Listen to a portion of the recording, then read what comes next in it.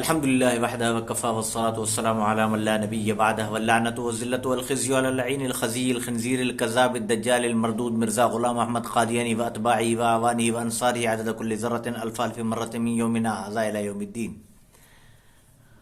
ناظرین اکرام، غازی عبدالعزیز لال مسجد کے پیش امام صاحب انتہائی قابل احترام شخصیت ہیں. اللہ نے انہیں بہت بڑا مقام دیا ہے، بہت بڑی عزت دی ہے، اور سب سے بڑی بات، شہید کے بھائی، شہید کے بیٹے اور مولانا عبداللہ شہید ختم نبوت کے بہت بڑے اہم مجاہد تھے. اس وجہ سے بھی مجھے ان سے محبت ہے. لیکن اب پرویز مشرف کی موت کے بعد صرف یہ نہیں بلکہ کچھ اور علماء بھی، لیکن ان کا بھی نام اس وجہ سے لے رہا ہوں کیونکہ واقعہ ان سے متعلق ہے، کچھ اور علماء نے بھی مضامین وغیرہ لکھے اور بڑے جنت میں اس کے جانے کے قلابے اور یہ اور وہ اور فلاں ڈھم کا. وہ تو خیر نمبر بڑھانے کے لیے ہر کوئی کرتا ہی ہے. فوج سے کون غلط بات کر سکتا ہے.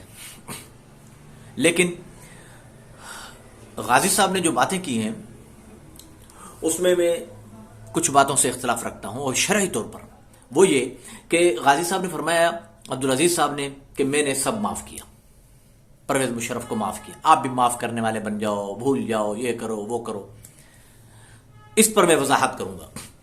غازی صاحب، حدود اور قصاص اسلامی حکومت کے ذمہ، عام آدمی نہیں. میں حد نافذ نہیں کر سکتا کیونکہ ہم عالم مجلس تحفظ خدمت والے ہمیشہ یہ نعرہ لگاتے ہیں نا کہ قادیانیوں پر حد نافذ کرے حکومت. میرے والد محترم اسٹیمپ لگاتے تھے پیسوں پر کہ ہر قادیانی منکر ختم نبوت اور گستاخ رسول ہونے کی وجہ سے واجب القتل ہے، واجب القتل ہے. حکومت اس پر عمل کرائے. حکومت عام آدمی نہیں، عام آدمی کو اختیار نہیں. حکومت زانی کو سنگسار حکومت کرے، چور کا ہاتھ حکومت کاٹے، اور کسی بھی باغی سے جنگ حکومت کرے، کہیں پر بھی یلغار کرنی ہے حکومت کرے. اسلامی حکومت نہیں ہے تو مطالبات کرو. اسلامی حکومت نہیں ہے تو حدود اور قصاص کے نفاذ کے مطالبات کرو. معاف کر کے نہیں بیٹھ جاؤ.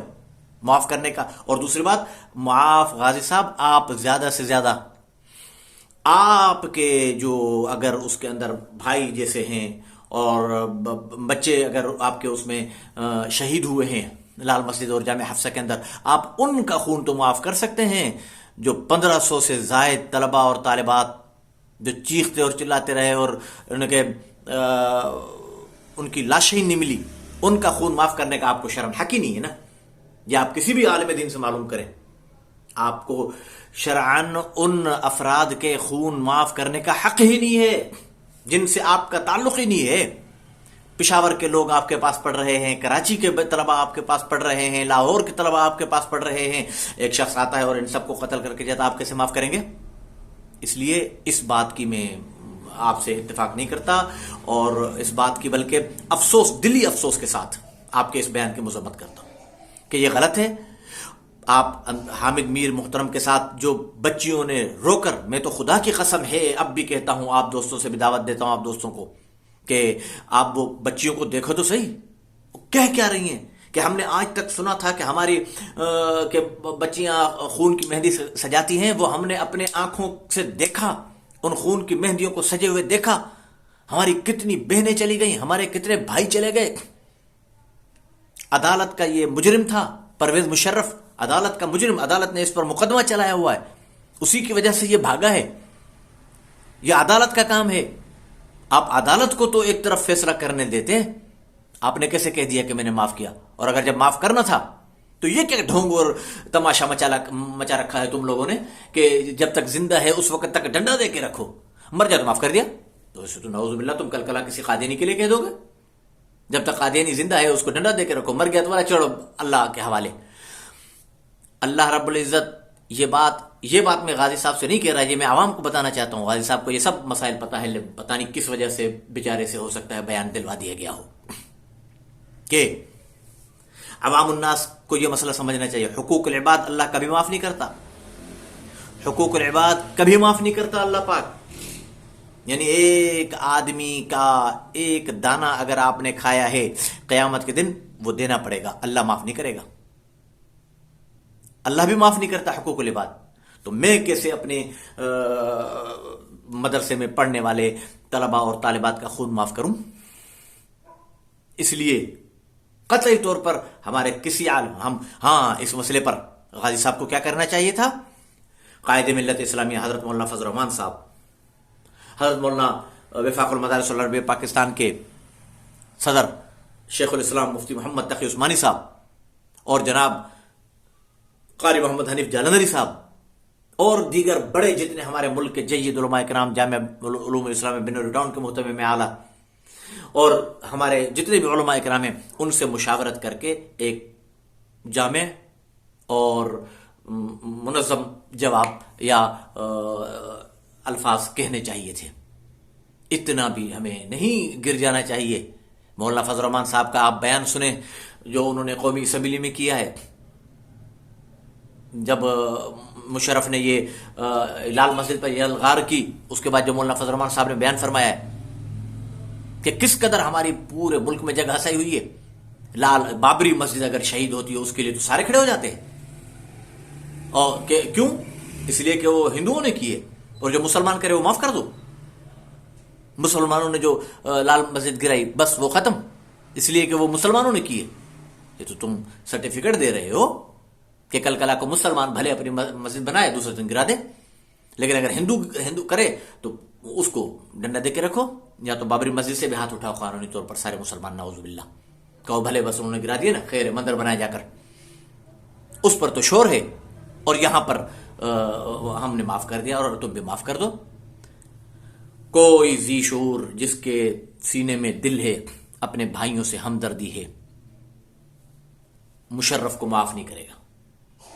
قیامت کے دن انشاءاللہ وہ 1500, اللہ کے ہاں تو انصاف ہے, اللہ کے ہاں تو ایک اور میں نے وہ پڑھا کہ اس کو میں نے جواب بھی دیا اپنے فیس بک آئی ڈی سے کہ جنت دوزخ میں جانے کا فیصلہ تم کیسے کر سکتے ہو, اور یہ اللہ کے ہاتھ میں ہے. اللہ کے ہاتھ میں, لیکن اللہ نے جو اصول بنائے نا ان اصولوں کو سامنے رکھ کر آپ جنت دوزخ کا فیصلہ کر سکتے ہو. تو ایسے کیسی جاہلانہ بات کرتے لوگ. ایسے آپ کو کیا پتا کہ یہودی جنت میں جائے گا یا عیسائی جنت میں؟ اس میں یہ لکھا تھا کہ کوئی ایک کام پسند آ جائے. یہودی اگر ایک مسجد بنا کر دے تو وہ جنت میں چلا جائے گا, عیسائی ایک مسجد بنا کر دے دے وہ جنت میں چلا جائے گا, ہندو ایک مسجد بنا کر دے دے, قرآن کے 100 نسخے تمہیں طبعات کر کے دے دے ہندو, وہ جنت میں چلا جائے گا. قطعی طور پر نہیں. ہندو جہنمی ہے, یہودی جہنمی ہے, عیسائی جہنمی ہے, قرآن کہہ رہا ہے نا. تو تم یہ کیا کہ بس اب وہ تم فیصلہ نہیں کر سکتے, تو قرآن کا فیصلہ ہے. تو جو ظلم کرے گا, ان نفس بالنفس, یہ کیا ہے؟ غازی صاحب نے کس بنیاد پر مجھے جواب دیا جائے کہ کہا ہے کہ میں معاف کرتا ہوں؟ قرآن کہہ رہا ہے کہ نفس کے بدلے میں نفس, آنکھ کے بدلے میں آنکھ, کان کے بدلے میں کان, اور ہر عضو کے بدلے میں اس کا عضو کاٹا جائے گا. اسلامی حکومت میں, اسلامی حکومت بار بار کہہ رہا ہوں میں. اور پہلے تو غازی صاحب خود کھڑے ہو گئے کہ اسلامی حکومت, اسلامی نظام نافذ کریں گے, یہ کریں گے, وہ. اب کیا ہوا؟ بس یہ غلط ہے, یہ طریقہ غلط ہے. اس کا تو مقصد یہ ہوا کہ تم عوام اور حکومت کو لڑا رہے ہو, پہلے کہہ کر کہ ہاں ہم یہ کریں گے, ہم وہ کریں گے, ہم سوال ہی پیدا نہیں ہے, ہم جھک جائیں, ہم وہ کریں. عوام بیچاری کو کھڑی کر کے اب وہ اتنے ہماری معصوم بچیوں کا خون بہانے والا, میں دیکھ رہا تھا جیو پر پرویز مشرف کو دوسرے زاویوں سے تو لوگ ذلیل کر رہے تھے, مہنگائی کر دی, یہ کر دی, وہ کیا کارگل میں پتہ نہیں کیا وہ کر دیا, اور وہ پتہ نہیں ایک اور کام اس نے وہ کر دیا, وہ کر دیا. مجھے افسوس ہوا صحافیوں پر بھی, جیو پر بیٹھے ہوئے صحافی اور دیگر میڈیا پر بیٹھے ہوئے صحافی پر بھی, کہ وہ انہوں نے, ان میں سے کسی نے یہ نہیں کہا کہ ہمیں افسوس ہے کہ پرویز مشرف نے لال مسجد پر بم برسائے اور جامعہ حفصہ پر بم برسائے. یہ کیوں نہیں ہوا؟ بس صرف اپنے مہنگائی, بے روزگاری پر پرویز مشرف کو, اس کی بھی میں مذمت کرتا ہوں. پرویز مشرف کی اگر مذمت کرتے ہو تو سب سے پہلے قرآن پر بم برسانے کی وجہ سے اس کی مذمت کرو, لال مسجد پر بم برسانے کی وجہ سے اس کی مذمت کرو, جامعہ حفصہ گرانے کی وجہ سے اس کی مذمت کرو, نہیں تو کسی کی وجہ سے نہیں. پھر ڈکٹیٹر بھی نہ کہو, آئین توڑنے والا بھی نہ کہو. نون لیگ والے خبردار, پھر نون لیگ والے اگر کہیں کہ پرویز مشرف کو اس نے جیل میں ڈالا تھا, اور اس نواز شریف کو جیل میں ڈالا تھا, کوئی اس کا غلط کام نہیں تھا نواز شریف کو جیل میں ڈالنا, پھر یہ کہو کہ وہ چیف آف آرمی اسٹاف ہے, اس کی مرضی ہے, جس کو کان سے گھسیٹ کر ڈال دے اندر اور خود صدر بیٹھ جائے, وہ تو تمہیں غلط لگا. قرآن پاک شہید کیے گئے اور لال مسجد جامع حفصہ شہید کی گئی, وہ تمہیں کچھ نظر ہی نہیں آیا.